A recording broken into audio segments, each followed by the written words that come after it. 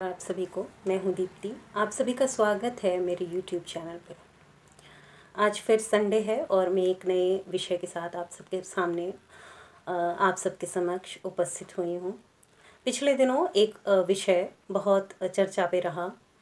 यह विषय था मैरिटल रेप का, और इससे संबंधित कई तर्क वितर्क विमर्श सोशल मीडिया पर देखने को मिले।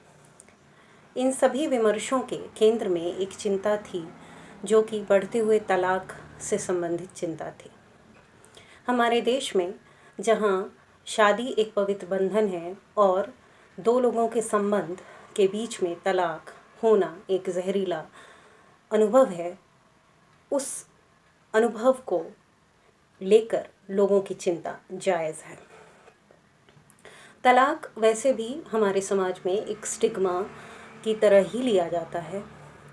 चाहे कितना भी फास्ट फॉरवर्ड समाज हो, ये समाज कभी भी एक हंसते खिलते संबंध को इस तरह टूट जाना अच्छी दृष्टि में नहीं ले सकता। हमारे भारतीय समाज में जहाँ शादी 7 जन्मों का रिश्ता है, पहले दिन से लड़कियों को ये घुट्टी पिलाकर भेजा जाता है कि चाहे कुछ भी हो, तुम्हें उसी घर में निभा के रहना है, वापस नहीं आना है। किसी भी कोई भी कारण क्यों ना हो, आपको कैसे भी एडजस्ट करना हो, लेकिन आप संबंध विच्छेद को सही नहीं मानते और आप कभी नहीं चाहेंगे कि आपकी लड़की वापस आए। ये अतिरिक्त बर्डन हमेशा लड़कियों के कंधे पर रहता है, और अभी तक हमने बहुत से लगभग सभी स्त्रियों को इसी तरह से घुटते पिटते परिवार में सामंजस्य बनाते हुए देखा है। चाहे कैसी भी परिस्थितियों हो, उन्हें वापस नहीं आना है। उन्हें यही सिखाकर भेजा जाता है, चाहे कुछ भी हो, आपके घर की किसी भी तरह की तकलीफ़ों को रास्ते पर, रोड पर नहीं लेके आना है। इसी संबंध में चूँकि घर बनाने का दायित्व सारा का सारा स्त्री पर होता है, अगर तलाक के केस पिछले एक दशकों में 75% बढ़े हैं, तो उन सब का जिम्मेदार स्त्रियों को ही समझा जाता है। इसी चर्चा को आगे बढ़ाते हुए मैं अपनी दोस्त आराधना से बातचीत का ये दौर आगे बढ़ाना चाहती हूँ और उनका स्वागत करती हूँ। आराधना आ चुकी हैं और हमारा पहला सवाल इस मुद्दे को आगे बढ़ाते हुए उसी क्रम में है कि जब घर बनाने की सारी जिम्मेदारी खुद ब खुद स्त्रियां अपने कंधे पर ले लेती हैं कि उन्हें घर भी बनाना है, उन्हें बच्चे भी चाहिए, फिर ये अचानक से जब आप तलाक का निर्णय लेते हैं, विभिन्न कारणों से, तलाक के बहुत सारे कारण हो सकते हैं और म्यूचुअल कंसेंट से भी तलाक हो सकता है, तो सबसे पहले जो समाज उत्तरदायित्व डालता है वो स्त्रियों पर डालता है, क्योंकि घर बनाकर जोड़ने की जिम्मेदारी, जोड़ कर रखने की जिम्मेदारी स्त्रियों की होती है। ठीक है, हम लोग जब पहले जमाने में जब शादियां होती थी, तो माँ बाप माँ पिटार में सुई धागे बांध कर रख के मैंने सब देती थी कि एक उसको कहते हैं मौन सौंदर्य, कि आपका जो भी घर के अंदर जो कुछ भी हो रहा है उसको आपको सीबना काढ़ना इन सब में आप क्रिएट कीजिए, इनकलकेट कर दीजिए, और कभी भी वो रास्ते पर, रोड पर नहीं आना चाहिए। लेकिन जब जब यही समाज और यही माँ बाप जब स्त्रियों को पढ़ा लिखा कर उनमें चेतना जागृत करते हैं, उन्हें जागरूक कर देते हैं, स्त्री अधिकारों के प्रति जागरूक कर देते हैं, तो वही लड़कियां तलाक जैसे मुद्दे को बड़े उतना सोच समझ कर नहीं लेती कि हमें रोड पर नहीं आना चाहिए या उतना नगाड़ा पीट कर नहीं करना, जो उन्हें ठीक लगता है वो करती हैं। तो क्या तुम समझती हो कि इस ये बढ़ते हुए तलाक का जो रेशियो है, इसमें स्त्रियां ही सबसे बड़ी कल्प्रेट हैं, अपराधी हैं, या उनकी शिक्षा या उनकी जागरूकता? सबसे पहले बात तो शिक्षा की अगर बात होती है तो शिक्षा कभी भी नेगेटिव सेंस में नहीं जा सकता है। अगर हम सही मायने में शिक्षा की बात करते हैं तो शिक्षित समाज को करने का मतलब ही है कि पॉजिटिविटी। शिक्षित समाज को हम कभी भी नेगेटिव तरीके से नहीं आंक सकते हैं। अगर शिक्षा की बात होती है तो शिक्षा के लिए कोई भी नहीं कहेगा कि वो शिक्षा का मतलब नेगेटिव होता है या उससे लोग बुरे बनते हैं। शिक्षा का मतलब ही हुआ कि लोग अच्छी चीजें सीख रहे हैं। तो जागरूकता आ सकती है, लेकिन वहां भी जागरूकता का सेंस होता है कि व्यक्ति टू पर्सन टू पर्सन वाली चीज जो होती है वो मैटर कर जाती है। अभी के वक्त में भी है कि बहुत से लोग जो समझ रहे हैं कि तलाक की उन्हें जरूरत है, फिर भी वो यथासंभव कोशिश करते हैं। इनफैक्ट पढ़े लिखे लोग ज्यादा कोशिश करते हैं कि उस चीजों को अगर मैनेज किया जा सकता है, क्योंकि अगर वो सामने वाले की समस्या को समझ पाते हैं तो उसको अपने लेवल पे सॉर्ट आउट करने की कोशिश करते हैं। या अलग अलग तरीके से लड़कियां जहां तक है एडजस्टमेंट ज्यादा सीख भी रही हैं।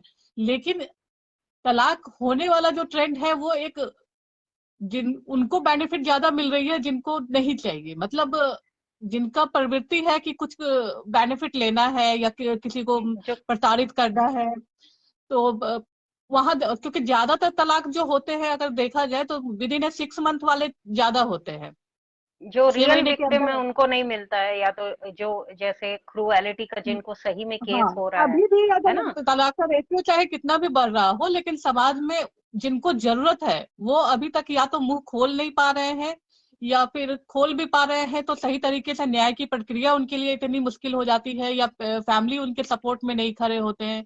क्योंकि लड़कियों के मामले में ये एक बहुत बड़ा मैटर करता है कि जब तक उनके सपोर्ट में कोई नहीं आएगा तब तक वो हम्म ले नहीं सकती हैं। और अगर वो बेचारी टाइप से हैं, पढ़ी लिखी हैं, फिर भी अगर उनको सपोर्ट सिस्टम की जरूरत तो होगी ही, क्योंकि हमारा समाज ऐसे भी डिवोर्सी को बहुत हेल्दी वे में नहीं लेता है। जब तक नहीं, कि उनके माँ स्टिग्मा बाप के का समाज एक स्टिग्मा की स्टिग्मा तरह है, लेता है। स्टीरियोटाइप हाँ। कि जब हम्म तक माँ बाप का सपोर्ट हो तो चीजें थोड़ी सी बेहतर साउंड करती हैं कि हाँ हम्म वहां पे। और कुछ माँ बाप जागरूक हुए हैं, अब ये इन चीजों में थोड़ा सा बदलाव आ रहा है कि अगर वो पढ़ाने लिखाने के प्रति जागरूक हुए हैं। लेकिन समझदार माँ बाप और जो भी लड़कियां भी इनफैक्ट जो एजुकेटेड वेल एजुकेटेड हो रही हैं, उनका कहीं भी मंतव्य ये नहीं होता है कि तलाक लेना ही है। यथासंभव अगर वो मैरिज कॉन्स्टिट्यूशन में आ रही है तो यथासंभव वो कैरी ऑन करने की कोशिश करती है, अगर उनकी बात शिक्षा यह दीक्षा है सही से हुई है।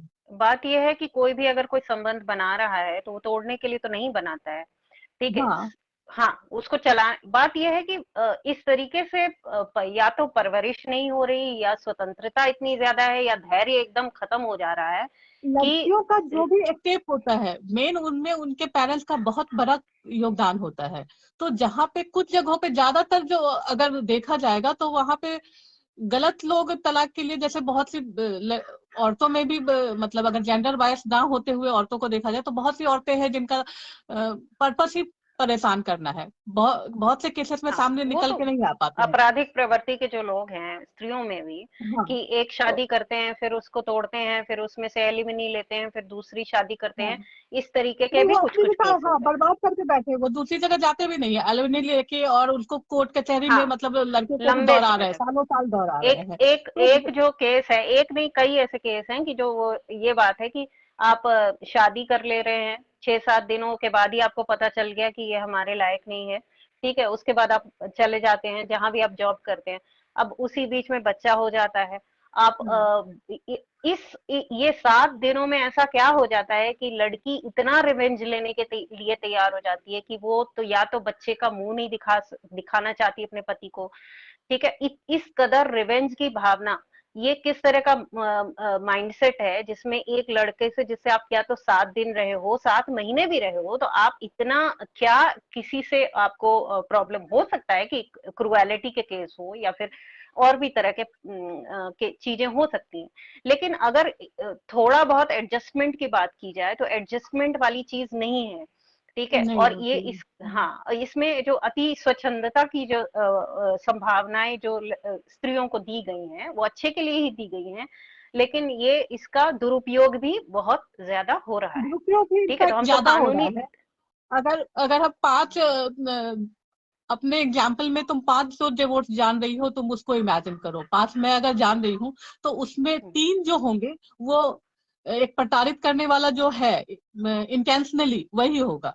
2 उसमें से हो सकते हैं जो मतलब सिचुएशन के हिसाब से, या फिर रियल। दोनों की गलती हो, या उसमें से एक जेन्युइन होगा और एक म्यूचुअल अंडरस्टैंडिंग से होगा। तो अभी भी जो जेन्युइन लोग हैं जिनको एक्चुअल में सब तलाक की जरूरत है वहां तक समाज नहीं पहुंच पाया है। और जो ये प्रवृत्ति वाली बात मैंने कही, जो आपराधिक प्रवृत्ति भी दिख रही है, उसके पीछे भी कहीं ना कहीं वो गार्जियन का सपोर्ट होता है कि वैसी लड़कियां आराम से मायके में ही जमी रहती हैं।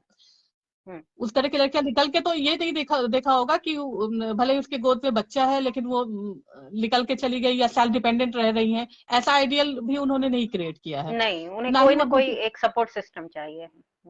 हाँ, तो जाहिर सी बात है कि मायके उसको उस चीज में बहका रहा है, क्योंकि दे रहा हम है। जब मैरिज इंस्टीट्यूशन अच्छा, में आते तो दूसरा, जैसे तुमने कहा हाँ, कि दूसरा पेरेंट्स प्रश्न यही सिखा है के मेरा। भेजते हैं, तो हाँ। हाँ, दूसरा प्रश्न यही है कि जो ये जो दोनों तरफ से जो पेरेंटल जो सपोर्ट है, support in the sense interference भी बोल लें कि लड़के हम्म। लड़के की तरफ, अभी चूंकि हमारा एक पितृसत्तात्मक समाज है, तो लड़कों का, हम्म। लड़के के पेरेंट्स का अभी तक हम लोगों ने ये देखा है कि पूरा एक अधिकार रहता है।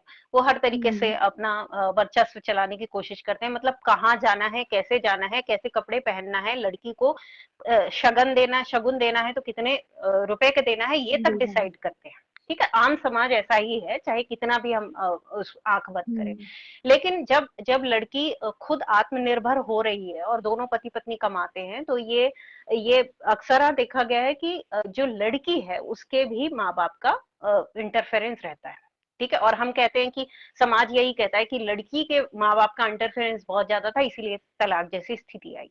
पर ये भी है कि जब जब लड़की को भी उसी तरह की शिक्षा दी जा रही है, लड़का लड़की में कोई विभेद नहीं समझा जा रहा है, तो क्यों नहीं लड़की के माता पिता का भी उतना ही अधिकार होना चाहिए, या फिर नहीं होना चाहिए। घर परिवार में अधिकार, इस तरीके का इंटरफेरेंस का माहौल होना ही नहीं चाहिए दोनों तरफ से, है ना? क्योंकि लड़का और लड़की दोनों इस चीज के लिए तैयार नहीं है अभी कि इस तरीके के इंटरफेरेंस बर्दाश्त कर सके। छोटी छोटी हम्म। बातों के जो जो हम लोग पिछले समय में लड़कियां लड़के बड़े आसानी से सह जाते थे, अच्छा तुम्हारे माँ बाप ने ये कहा, तुम्हारे माँ बाप या तुम्हारा भाई, तो इस तरीके को हम लोग इसको ईगो में नहीं लिया करते थे पिछले जनरेशन में।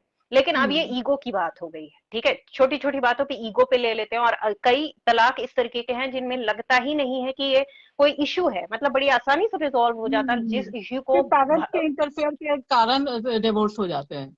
हाँ, उसको बढ़ा दिया जाता है, जैसे हाँ, आग में घी का काम कर करके उसको इतना बढ़ा दिया डेफिनेटली। जाता है। हाँ, तो इस तरह का भी हो रहा है, क्योंकि पेरेंट्स इंटरफेरेंस एक्चुअली अब इसलिए डिस्टर्बिंग एलिमेंट बन गए हैं, क्योंकि जिस जमाने में पहले जो शादियां होती थी वो कम एज में होती थी, और एक माइंडसेट होता था कि इस तरह का समाज हमारा चलेगा। एक सामाजिक व्यवस्था बनी हुई थी कि लड़की ससुराल जाएगी और इस तरीके से रहेगी और जो भी चीजें हैं। तो उस सामाजिक व्यवस्था में और उस तरह की चीजों में अभी के समय जो बदलाव आए हैं उसमें है कि एक फैक्टर अब एक उम्र से ज्यादा हो जाता है, प्लस एजुकेटेड हो जा रहे हैं, तो दोनों सक्षम है। अभी के समय में दोनों में की फैमिली जब इंटरफेयर जैसे ही करने लगती है ना, तो वो चीजें मैसअप होने लगती हैं। क्योंकि पहले लड़का लड़की खुद भी मैच्योर नहीं थे, लड़की का भी एक ब्लाइंड फेथ था कि मेरे फैमिली में मैं हस्बैंड की फैमिली में जा रही हूँ या हस्बैंड मेरा सपोर्टिव है, वो जो कहेगा वो सही कहेगा। और अब दोनों की एज ज्यादा होती है, दोनों के एजुकेशन बराबर हो